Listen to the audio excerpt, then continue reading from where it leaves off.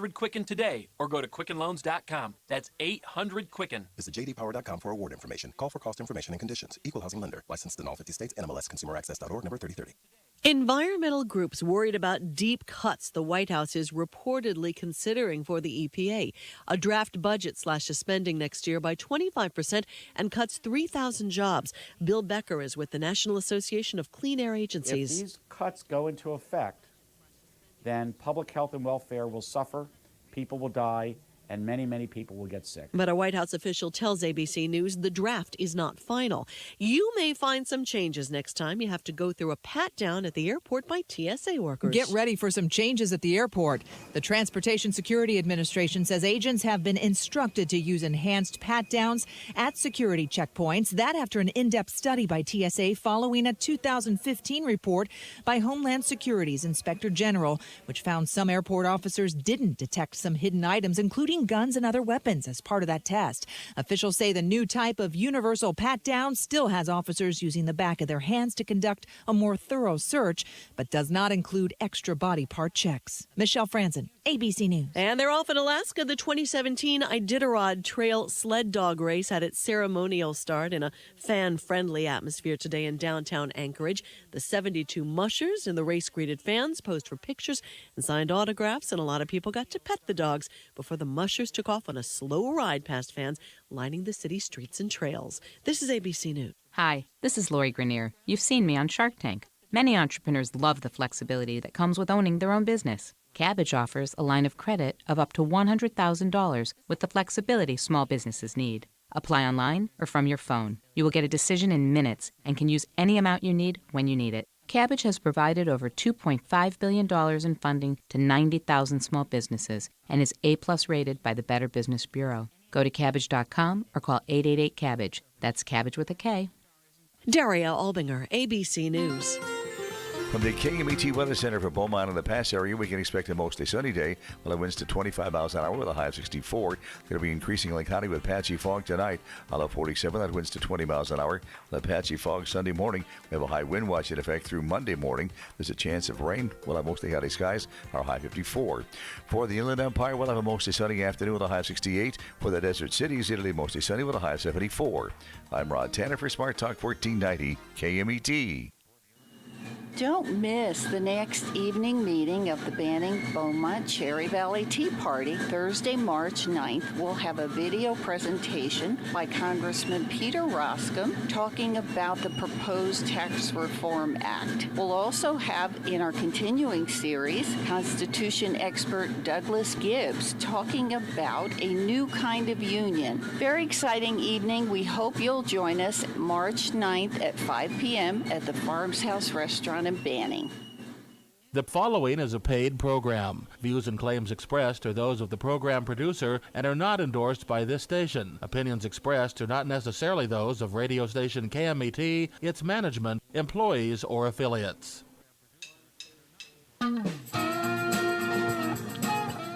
Welcome back, Constitution Radio with Douglas V. Gibbs. Right here on KMET 1490 AM, and it is time for the second hour. Yes, we have 2 hours, partly thanks to some new advertisers, one of which is in the studio with us, Dennis Jackson from Bravis Corporation, and what he's been advertising on the program, and I'm going to mention it real quick again, is Enemies Within, movie that Trevor Loudon put out, incredible film. I suggest everybody see it, Enemies Within. movie.com. All right, real quick before we get to Alex's presentations. Alex, did you watch the Donald Trump's speech to a joint session of Congress last Thursday? I certainly did. Or did. Actually, not last Thursday, February 28th. Yeah, I watched it, and I was impressed once again with how Donald Trump can reach out to the average person on the street and make sense to them. Somebody like me who studies too much and uses too big a words, I've got the message, but I don't necessarily have the communication. Right. Well, like and it actually was last Tuesday night when it was a speech. For whatever reason, I got my days mixed up. And the speechwriter did a tremendous job, too. Dennis, did you get a chance to watch it? Because I know you were in class, so you didn't watch it live. I didn't watch it live either. But what class was I in, Doug? The Constitution class there in Corona on Tuesday nights at 6 o'clock. AllStar Collision, 522 Railroad Street, Corona. Thought I'd give you a There's a opportunity plug. for the plug. Oh yeah, I saw it that night, and obviously there's been other sections of it rebroadcast, but yeah, I thought he did an excellent job, and I find it was interesting that a lot of the opposition media also gave him kudos, and then of course a day or so later there'd be the discussions about, well, he basically gave the same message, he just did it more maybe presidentially. But yeah, he got good marks all the way across the board. Yeah, when I say speech writers, from what I've read, he actually wrote it himself, but he had Sean Spicer helped him with some of the details, and there's another individual, I can't think of his name off the top of my head, that was involved. Stephen Miller, that's it. So he of course brought in people to help him, but it was his words. They just when Trump is Trump, sometimes he does kind of get a little too blunt, and so they probably softened the edges a little bit. Yeah, but that was Trump's speech. It was him. He did not ad-lib a whole heck of a lot. No, he stuck to the script. But it was a phenomenal speech, and I'm going to piggyback on what Alex said. It was a speech to the people that could be understood by the people. It was a comprehensible speech. But at the same time, it was Trump being Trump. He pulled no punches. He said what he meant what he said, and he pointed fingers, and here's the thing, he made a lot of promises in the speech, but they were all believable. Why? Because what did he do when he became president and he took that the oath of office at the inauguration? He hit the ground running. He acted upon his campaign promises as best he could. So we know if he says he's going to do something, he's going to do it, which made this speech even better. Because it wasn't a bunch of fluff. It wasn't a politician being a politician. It was the President of the United States saying, this is what I want to do, and I'm going to do it. I'm going to make it happen. The liberals may be making a tremendous strategic error here in opposing and sabotaging everything he tries to do, because he can then turn around after a couple of years and say, look what I did. I tried, and whose fault is it that it didn't happen? They're branding themselves as the villains in this without even realizing it, I think. Well, they're revealing themselves to be who they've been projecting the Republicans to be. It turns out that it's the Democrats who are the obstructionists. It is the Democrats who are the party of no, right? Absolutely. When America chooses to become America again, that's when the liberals draw out. Well, he still has both houses of Congress. Right. At least for these 2 years. Right. So, I mean, if things don't get done this year, despite whatever the loyal opposition tries to do, whatever the bureaucrats or the deep state or whatever you want to say, how they're going to try to undermine, his presidency, he does have the ingredients to accomplish a lot of good. If it doesn't happen, it's the Republican Party. Well, here's the thing. Primarily held accountable. Here's what I've noticed. See, after the midterm elections during the presidency of Obama. Talking about the second midterms or the both first? Both of them. Okay. 2010 and 2014. Right. The Republicans made gains. The Republicans got control, and they did very little, if not nothing. Well, they were the obstructionist party. But the thing is, they could have done more. People felt like they really weren't. That they were kind of just trying to battle the Democrats in name only. They didn't really try to.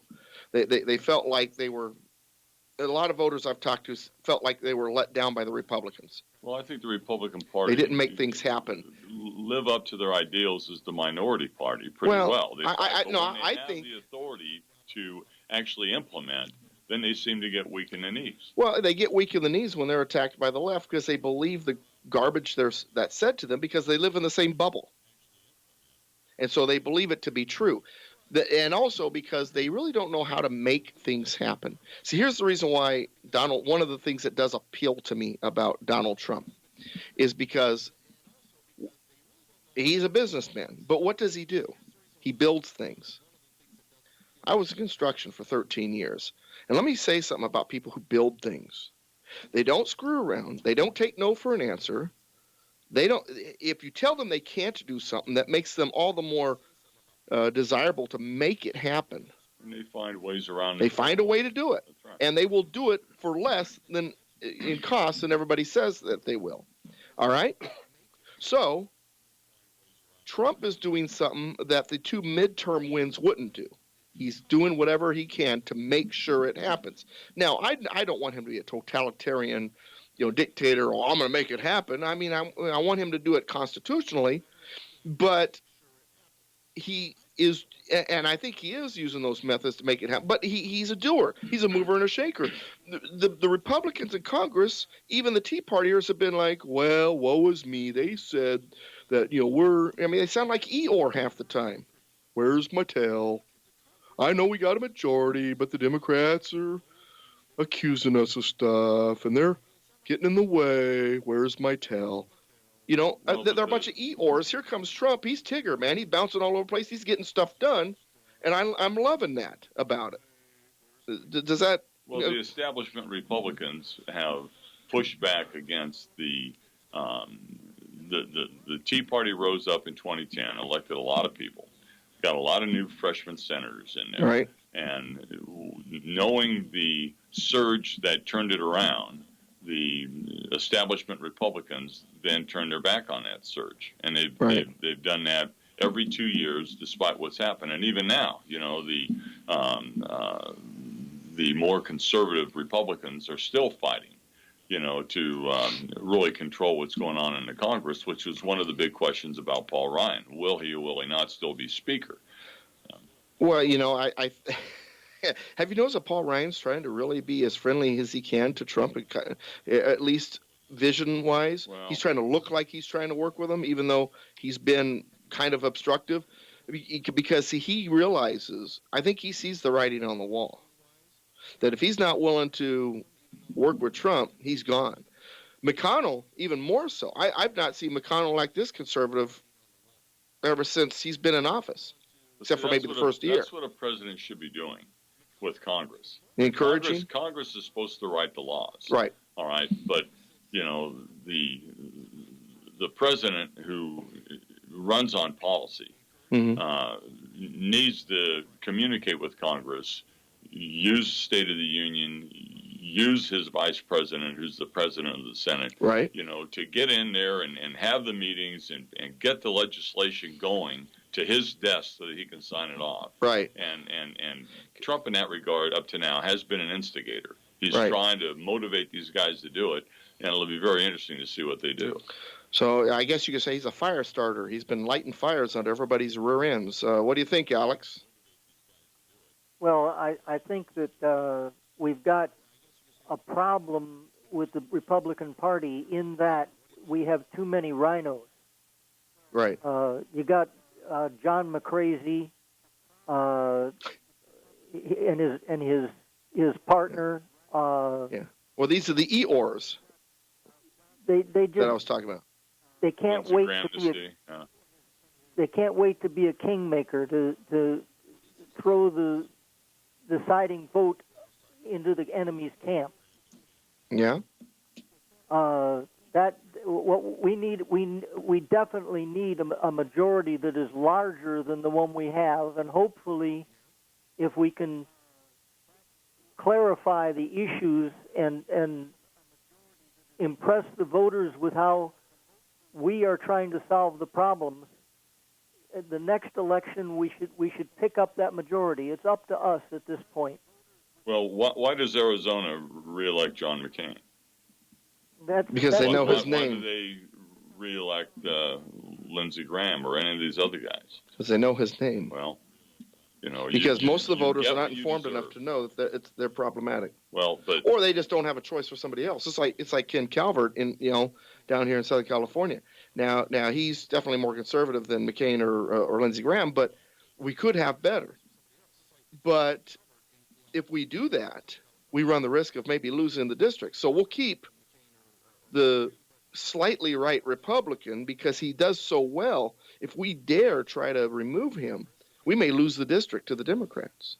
So we want to keep that guy in there because he always wins re-election, because we may not like him, but enough people like him that they keep him in office, and he is right to center. That's a part of it.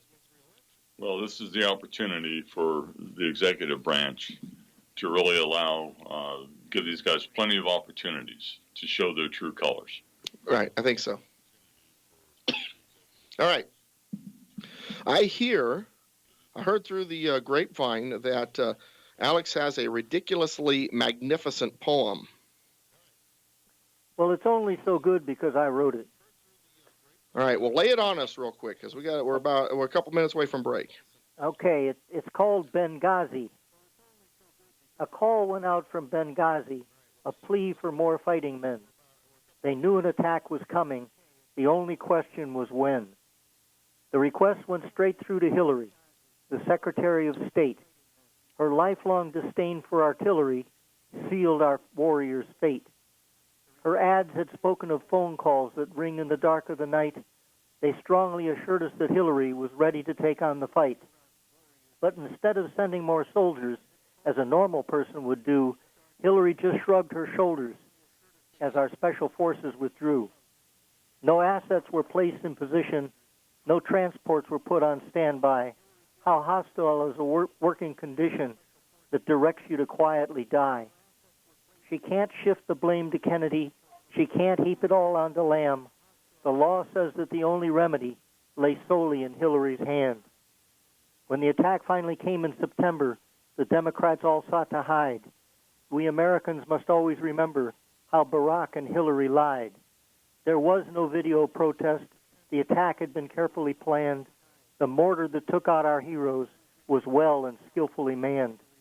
The problem for the administration was an election just 2 months away. The myth of a rogue demonstration absolutely had to hold sway. Having won their crooked election, they've set the whole world on fire, and America regrets its selection of a professional communist liar. Speaking of Barack Obama, according to Trump, Obama's been bugging him. No, I don't mean irritating him. I mean bugging him Watergate style. We'll talk about that after the break.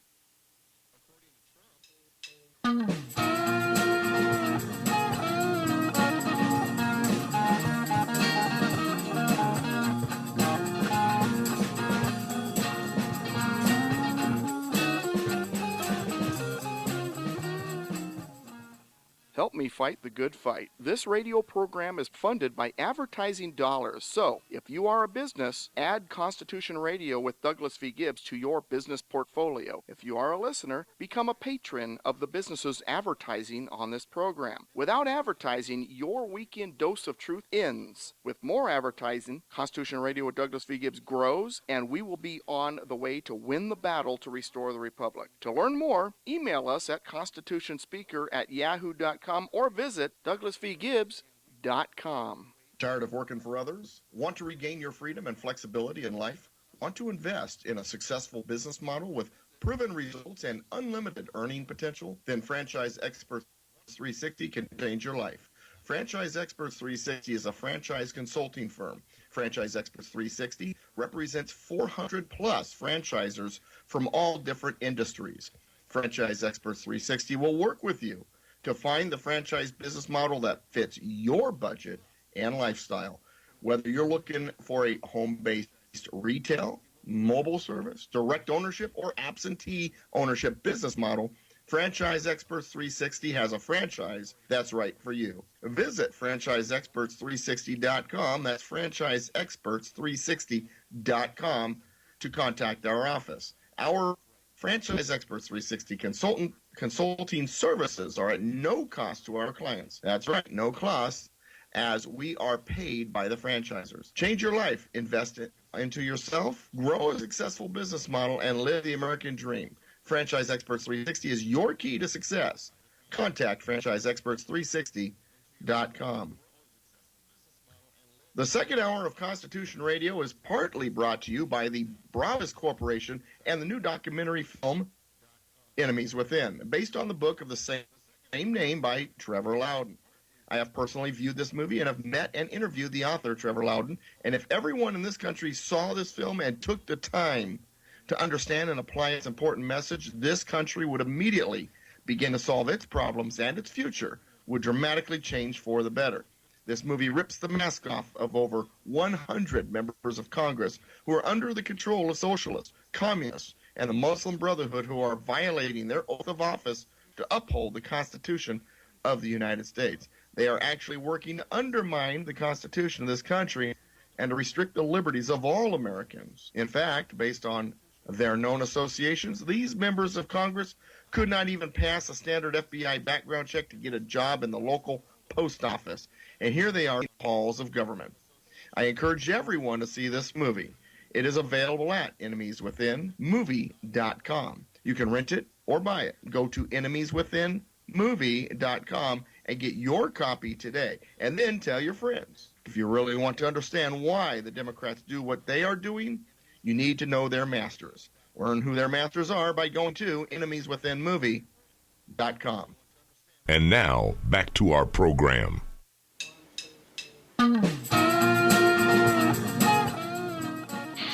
Welcome back, Constitution Radio, right here on KMET 1490 AM in the Pass area, Southern California. But guess what? Our listenership is not limited to just Southern California. I love it. We're online at KMET1490am.com. There's a phone app for KMET. You can download the phone app. Go to KMET1490am.com on your phone and download the app. Make your smartphone smarter. And we are 2 hours. 2 hours. You know, today on the way to a Corona Tea Party meeting this morning, I had a Corona Tea Party meeting there off of Main Street at the Marie Callender's there in Corona this morning at 9. And so I left my house at 8 when Conservative Voice Radio begins. Conservative Voice Radio is 8 a.m. every Saturday. That's the Banning Beaumont Cherry Valley Tea Party's radio program, bbcvteaparty.com, to learn more about them. And I'm in Marietta now, understand. This is the KMET is a pass area station, and I have a lousy antenna on my car, but I am getting the signal just well enough that I can hear what's being said. It's a little bit of static, a little bit, you know. I'm sure with a good antenna I could probably get it pretty clear down there. But you know, I don't normally listen to the radio shows I do. I don't listen to the podcast. I don't, because I'm not a fan of my voice. I'm told I've got a good radio voice, but I'm not a fan of my voice. I don't think I have a great radio voice. So I'm listening to Conservative Voice Radio this morning, beginning today. And, you know, I'm listening to the program, and I'm thinking to myself, you know what? The guy almost sounds like he knows what he's talking about. Oh, wait a second, that was me. Okay. I did enjoy it. It was a very good program. Did you miss it? That's okay, listeners. That's okay. KMET1490am.com. Find the Conservative Voice Radio page. Check out the podcast. KMET, great. You got all these options. Anyway, okay. So here we are. We got Donald Trump puts out this tweet. Here's what he tweeted on Twitter. Say that 5 times fast. How long has President Obama gone to tap my phones during the very sacred election process? This is Nixon Watergate, bad or sick guy. Watergate refers to the early 1990s political scandal which forced the resignation of President Richard Nixon, Republican. It involved members of a campaign team to reelect the president being caught breaking into the Democratic Party's headquarters in the Watergate building and bugging their offices. Trump also tweeted regarding this thing about the possibility of Obama tapping his phones. Terrible, just found out that Obama had my wires tapped in Trump Tower just before the victory. Nothing found. This is McCarthyism. McCarthyism was coined after the communists, the hunt for communists inside the American government and country of the early 1950s. Trump later added is it legal for a sitting president to be wiretapping a race for president prior to an election? Turned down by court earlier, a new low. Now, we haven't seen the evidence in all this, but as president, maybe he has access to something that we don't prior. But there are many conservative talkers out there saying that, and we talked about this earlier, Obama's involved in a silent coup against the Trump campaign using police state tactics during the election campaign, and now with the shadow government bureaucrats and all that embedded. So let's start with you, Alex. Do you think the Trump Tower was wiretapped, as President Trump is accusing? Well, I'm like the rest of the Republicans in the country, and that is I'm scared to death of Trump's impulsiveness. He has a tendency to go off half-cocked. But if he can prove that Obama went to the FISA court and tried to get permission to wiretap him during an election, I don't think he has to prove that he actually did it. That's enough, I think. Well, so what you're saying is the allegation is just as good as proof. But isn't that what the Democrats do? Well, if the allegation is serious enough, it's good enough? No, there's a difference. If he had not gone to the FISA court, and there's no record of his having gone, then there's no there. But if he went to the FISA court and got turned down, even if we can't prove that he then did the wiretapping without authorization, the fact that he went to get authorization to tap Trump, that's enough. Okay, yeah, well, and I think that's a good way. And the former policy advisor for Obama, Ben Rhodes, is of course blasted Trump's claims, saying that this is ridiculous. All of the Democrats are, but did they go to the FISA court and ask for or are you saying that we need to find this out? Well, we need to have some confirmation, but as far as I can tell, the media is saying that apparently Obama did go to the court. If he did, then then the intent is there. The intent is there. If he did not, then we got a serious problem. Well, Trump's tweet, and I quote, "terrible, just found out that Obama had my wires tapped in Trump Tower just before the victory. Nothing found. This is McCarthyism." Well, he says here, just found out that Obama had my wires tapped. Not that he tried to get them tapped, not that he went to the court or he requested it. So to me, the burden now, to some degree, is going to be on President Trump. I'm curious as to how he found out that allowed him to write what he wrote. So I think there is a burden on the president to come forth with something, and I sure as heck would think that if he made a statement like this, that the evidence he would know would be requested. So. Well, now that's interesting. I think a lot needs yet to be. Well, it's interesting that Alex brought up the FISA court because I decided to do a little digging here. Heat Street former editor Louise Minch, during the summer last year, according to her, the Obama administration during the summer last year filed a request with the Foreign Intelligence Surveillance Court, FISA court, to monitor communications involving Trump and several advisors, but the request was denied. Just a day before the 2016 election, Minch reported that sources with links to the counterintelligence community confirmed that a Foreign Intelligence Service court, FISA, had granted a FISA court warrant in October to monitor activities in Trump Tower. So it sounds like to me Trump isn't just blowing smoke here. Well, if this Louise Minch is right. Well, if they gave authority in October, surely they didn't request the authority so that when they got it, they wouldn't do anything with it. Well, the question is, did they wait until they got approval, or had they been doing it all along? And as well, we better try again to get approval. We know that Obama lied about James Rosen. His people said, "Oh no, we're not investigating any journalists," and yet they had him down as an unindicted co-conspirator. So this is not beyond the pale for these people to do. Well, and now from what I'm reading now is that the new FISA request in October was because they said they were suspected of links to Russia, and that's why they wound up getting it approved, because it was a national security issue. Yeah. So now here's something else that's interesting. And I said this all along.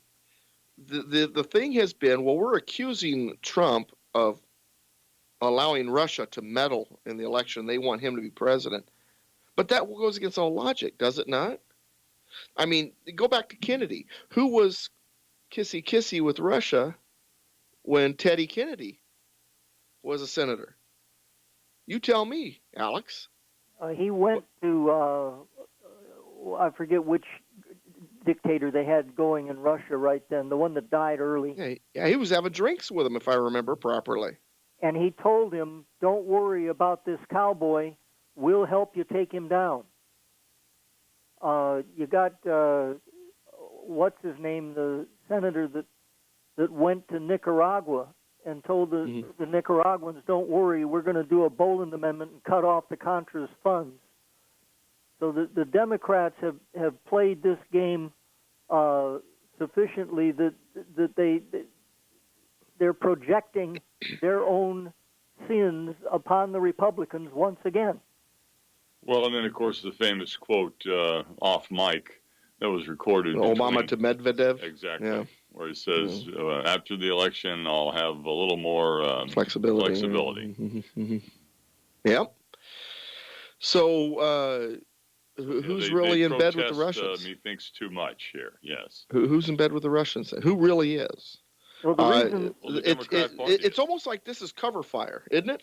Yeah. The reason Obama doesn't like the Russians is because they're no longer the Soviet Union. They betrayed him. Kind of like the reason they hate the Patriot Act. It's the name that bothers them.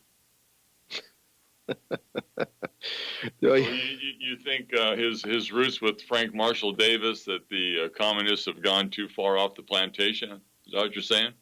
I'm saying that he's following Frank Marshall Davis's playbook to the letter.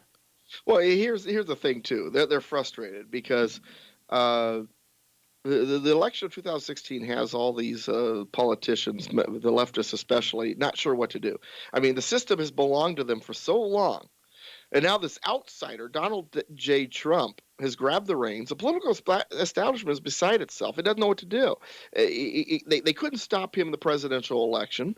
They couldn't stop him with unconstitutional rulings by federal judges. They couldn't stop Trump with rioting snowflakes, making fools of themselves in the streets. They couldn't stop Trump with a complicit mainstream media.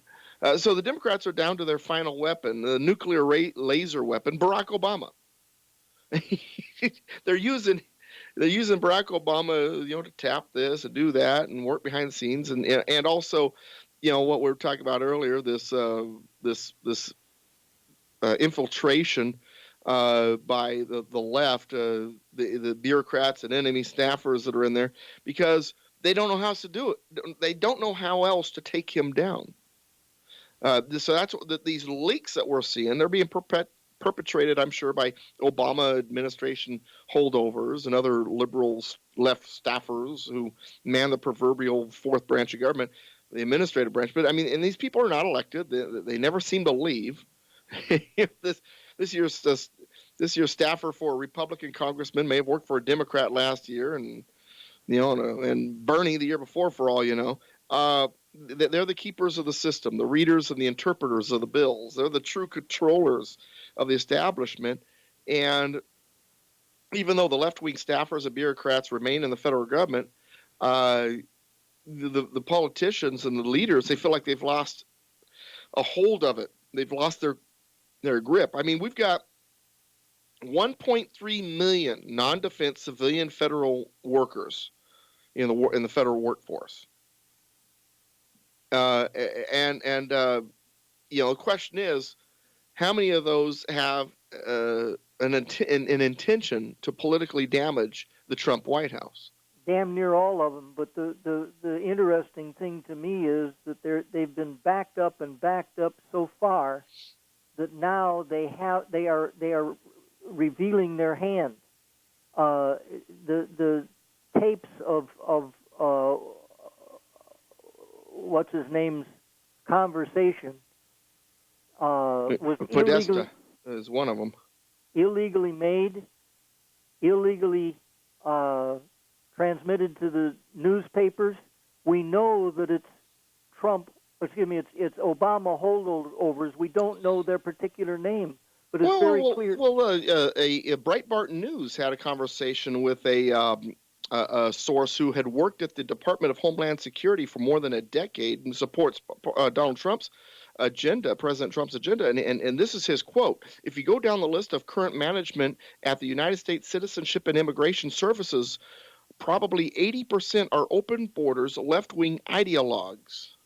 The USCIS probably has the most violent anti-border people in the United States. These are in the management.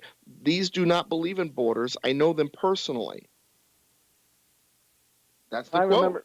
I remember during the Contra Wars, I called up, I forget what newspaper article I was working off of, but I called the State Department and got a functionary, and I mentioned to him that as a teacher, I had to be careful what I said because I get so much static from my own side.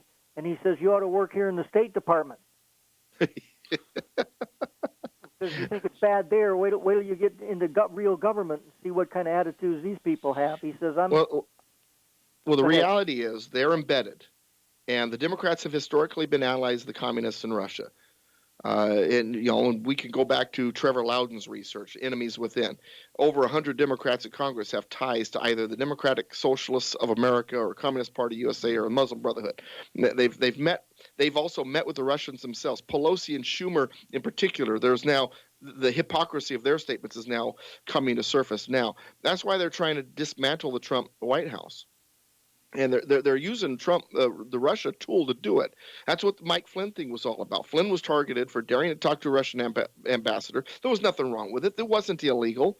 And now they're targeting Jeff Sessions for talking to a Russian ambassador while he was a member of the Armed Services Committee, for God's sake. That was his job as a member of the Armed Services Committee, to talk to these people. It's not treason, but they're trying to point the fingers because Obama's shadow government and the Democrats, they've been working to achieve since the start of the new millennium what the Bolsheviks did 100 years ago, and they can't seem to get it to happen. So they're flipping out, and they're pulling out all the stops, and so the tactics have been stepped up, and and they're even focusing their efforts. I was reading about this the other day on state level races, and are working to change voting district lines based on the 2020 census, so we can end the way the lines are, so they can gerrymander. Now they're saying they're trying to end gerrymandering, but what they're going to do is they're going to gerrymander in a way so that they win the elections, because they figure that's the only way they can do it now. And those who control the legislatures normally are in charge of redistricting. So if the Democrats figure if they can gain state legislatures the next couple elections, they can gerrymander their way back into victory. But in short, the Democrats are orchestrating a coup of the American government.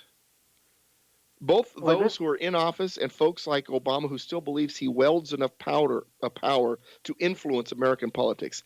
Each of them, and I mean each and every one of these leftists, in my opinion, should be arrested for treason, because what they're doing is they're attempting to overthrow the American government. Real quick, Dennis, and we got to go to break. Well, I agree. And like I said before, they're violating their oath of office. They are trying to find a way around a constitutionally elected sitting Congress and executive branch. And to me, they should not just be fired, but there ought to be some special counsels or something, and they ought to bring some of these people up on charges. But dear God, no. When we return, we're going to discuss a little bit about Trump's speech to the joint session of Congress, some of the reactions by the Democrats, and Mr. Alex Ferguson has a few things to say about a book he's been working on. This is a new book, right, Alex? That's correct. Oh, wow. I'm all excited. We'll find out which book after the break.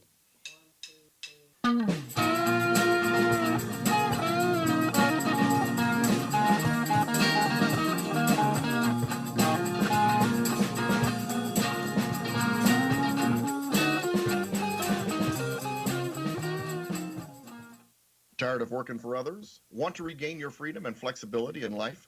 Want to invest in a successful business model with proven results and unlimited earning potential? Then Franchise Experts 360 can change your life. Franchise Experts 360 is a franchise consulting firm. Franchise Experts 360 represents 400 plus franchisors from all different industries. Franchise Experts 360 will work with you to find the franchise business model that fits your budget and lifestyle.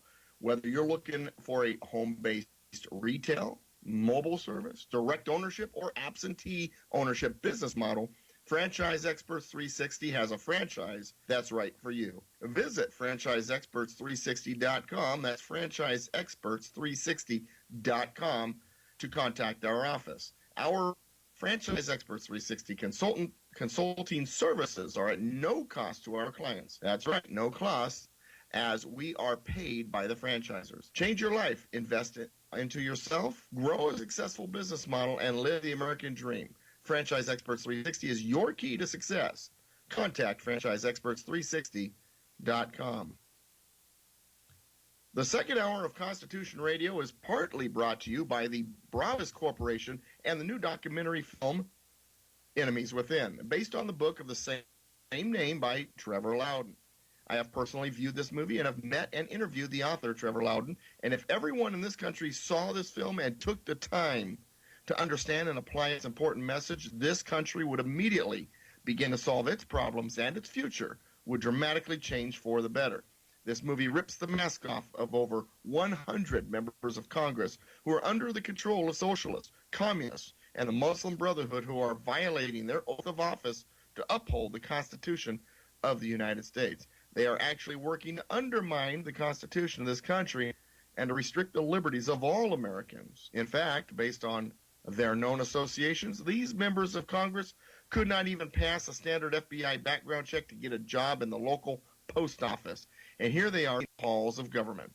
I encourage everyone to see this movie. It is available at enemieswithinmovie.com. You can rent it or buy it. Go to enemieswithinmovie.com and get your copy today. And then tell your friends. If you really want to understand why the Democrats do what they are doing, you need to know their masters. Learn who their masters are by going to enemieswithinmovie.com.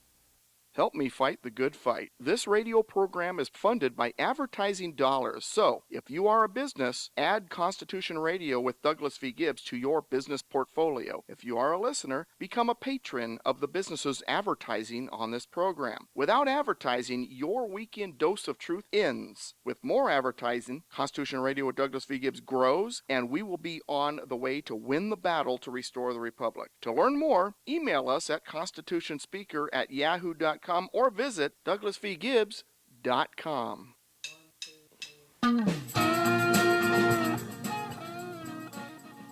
Welcome back, Constitution Radio with Douglas V. Gibbs, KMET 1490 AM. I know we mentioned the speech earlier, but I wanted to go a little bit more into Donald Trump's speech to the joint session of Congress. When I was watching it later on, I didn't see it live. I was noticing that how the Democrats were, had their arms folded and kind of pouting like a bunch of petulant children. And so I went back to the 2009 speech by Obama. See, did the Republicans act in the same manner? Well, first of all, the Republicans didn't dress differently than the Democrats, so they could stand out, because, you notice the women in the Democrat crowd, have the white on, so they could stand out. Obama's speech was not necessarily, I mean, most of the time Republicans didn't necessarily get up and cheer, but they would clap every once in a while or whatever. So it wasn't as disconnected between the two parties. But here's something else I noticed. I hadn't noticed this before. Obama's speech was about opening up lending to get more lending going, people borrowing money more. If you listen to it, it's all about getting everybody to start borrowing money to get our economy going, and government inserting itself into our lives to get the economy going. Trump's speech was about incentive, individualism, and getting America back to work because government is getting out of the way, which is a concept more in line with the U.S. Constitution in the first place. Donald J. Trump's speech was optimistic, encouraging. He addressed Obamacare and our infrastructure. He talked about bringing back jobs to the United States. Linked it to stopping illegal immigration, the American economy being the focal point on that, even with a reminder about the threat of foreign influence and the problem of American companies leaving for other shores. And it was a more uplifting speech, but yet, so more uplifting speech, but yet the opposition was petulant about it, throwing a temper tantrum. Obama's was a ridiculously hard left speech, but the Republicans didn't act like a bunch of petulant children. Okay, they didn't necessarily stand, they didn't necessarily clap, but it was different. So then I found an image of Pelosi and Steny Hoyer in the stands, and it was taken while the Gold Star wife Owens was being introduced. And they are sitting there. Stoyer's like looking on his phone, right, and Pelosi's biting her nails. It's an incredible image. But anyway, Dennis, what are your thoughts on that? Well, it was obvious that they some of them warmed up more toward the end, right? But I mean, Trump could have been saying, motherhood and apple pie, and they still would have given him a cold and stony. In my opinion, he practically was. Well, there was a lot of things that, especially the way he opened. I mean, he gave a lot of opportunities, to involve the Democrats. You could see him from time to time looking at him like, oh, no response even on that. But yeah, I mean, they were there as the opposition party, and they weren't going to be moved. Didn't matter what was said. And they had marching orders. You could tell that they orchestrated with, the women in white. I mean, there was some planning that went into the collectivists, they do everything in groups. Alex, did you see how quickly they tried to get out of that room after the speech was over? It was almost like the reverse of a Who concert. Rather than trampling each other to get in, they were trampling each other to try to get out of there. Well, I'm impressed by Van Jones of all things. Really? His comment was actually good. That's right. He said that Trump became president during that speech. Oh yeah, I remember. Yeah, that's right. He did say that. It was a very presidential speech too. He also said that Sarah Palin's speech when she was running with John McCrazy. He said that was one of the best. That was the best speech during the whole election. Right. You're talking about the one that she gave at the convention? Yeah. He said that. He said his Democrat friends were terrified that she'd continue on that role. But the interesting thing about this Van Jones guy is that even though he's a rotten communist, he seems to have a bone of honesty in him somewhere that keeps poking itself out, and he appreciates and is capable of producing some very good English. Well, he at least he respects his opposition, and he's not this. The guy's a straight out communist, but anyway, okay, we've got 7 to 8 minutes left of the program. So I'm going to give you 5 minutes, and I like to give you more. Matter of fact, I've been giving you like 15 minutes, but we just had so much to talk about. You got about 5 minutes. Tell us about the new book. I want title, I want author, and then next Saturday, folks, I'm going to give him like 15 minutes on this sucker. But in 5 minutes, tell us about, give us a good start on the newest book that you're going to be discussing over the next few weeks. Okay, I need to tell the audience that the information that supports our side is all in old books, obscure books. And the way to find those books is get hold of one of them that I recommend, right? And look for the footnotes. In the footnotes, there will be references to the title of similar books. For instance, in this book that I'm working on right now, I came across the title, Their Trade is Treachery by Chapman Pincher. Well, I'm going to look that book up and find it. The one that I'm reviewing now is After Long Silence by Michael Straight. Now, Michael Straight is a member of the effete elite. Tom Wolfe called it radical chic. He's at the same time he's a name dropper. He's a member of the American aristocracy. Okay. Joseph Conrad. So he's an insider. He understands the inside. Yeah. Well, not only that, but he had all the privilege. Okay. Doors opened for him simply on the basis of his connections. Mm-hmm. He knew these famous and important people on a personal basis. His father knew Teddy Roosevelt. Walter Lippmann and Woodrow Wilson came to his house. His dad died when he was 7 years old, and his mom was one of these open-minded intellectuals. In other words, her mind was so open that her brains fell out. She toured the sweatshops of New York with Rose Schneiderman and Emma Goldman. Now, you don't know those names, but those are a couple of communist elite back prior to World War II. These their own brothers referred to them as dangerous Reds. They were starting a newspaper, not a newspaper, a magazine, and they wanted to call it the Republic. But they did a search on that title, and it belonged to a Boston politician whose name was John F. Fitzgerald, known as Honey Fitz. Well, that was John F. Kennedy's grandfather, I believe.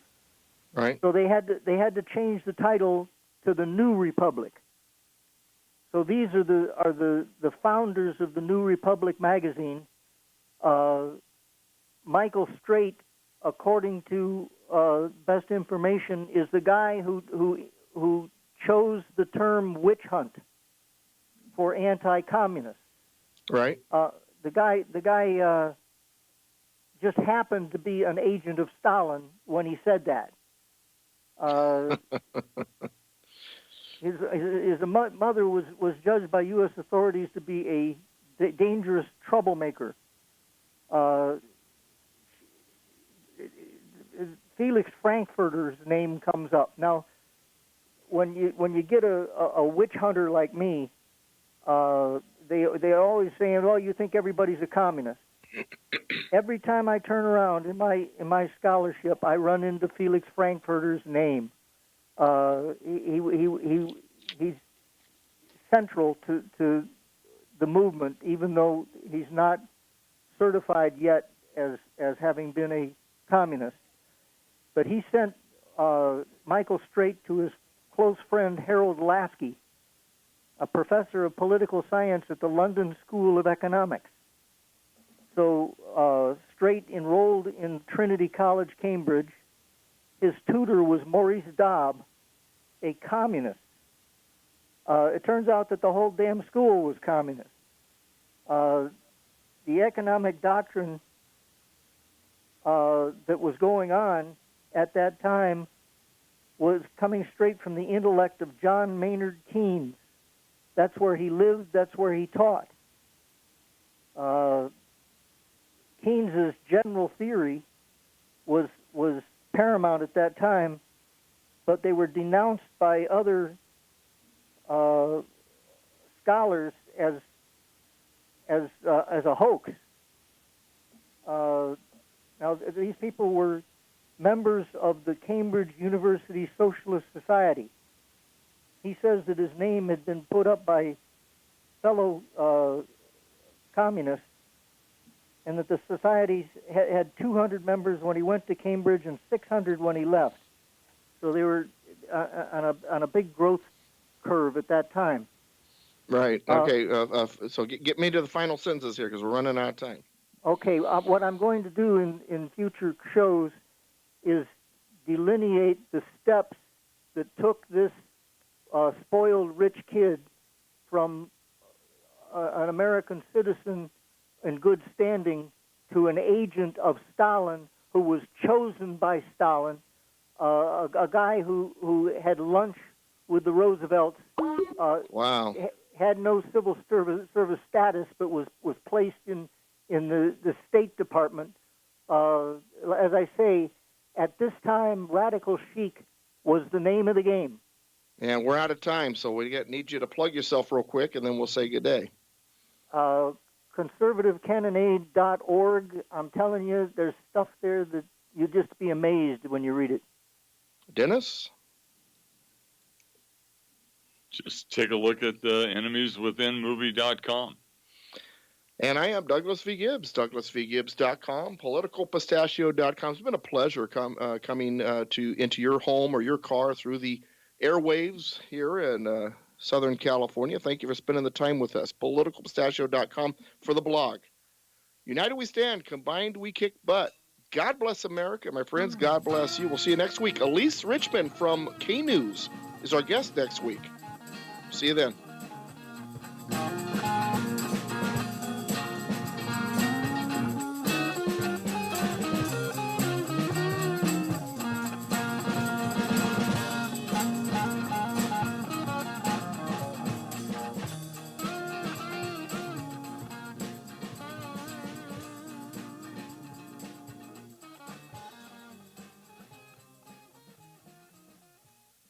The preceding was a paid program. Views and claims expressed are those of the program producer and are not endorsed by this station. Opinions expressed are not necessarily those of radio station KMET, its management, employees, or affiliates. You're listening to 1490 AM KMET, Banning, Beaumont, Redlands, and Palm Springs. From ABC News, I'm Chuck Sievertson. Reaction to the explosive